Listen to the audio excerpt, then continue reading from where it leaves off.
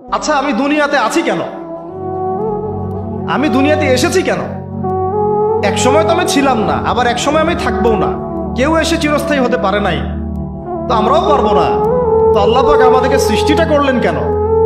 আমার কাছে আমার রব কি চান? আমি যদি না থাকতাম তাহলে আমার পরিবার চলতো কিনা, আমার সমাজটা চলতো কিনা, আমার শিক্ষা ব্যবস্থাটা চলতো কিনা, আমার দেশটা চলতো কিনা, এই বিশ্বের ঘূর্ণন চলতো কিনা, আর্নিক গতি চলতো কিনা, থেমে যেত? উত্তর না। আমি না থাকলে আর্নিক গতি থামতো না। আমি না থাকলে কি আমার পরিবার থেমে থাকতো না, আমার সমাজ থেমে থাকতো না, এই মসজিদ থেমে থাকতো না, এই রাজনীতি থেমে থাকতো না, অর্থনীতি থেমে থাকতো না, দেশও থেমে থাকতো না, উম্মাও থেমে থাকতো না।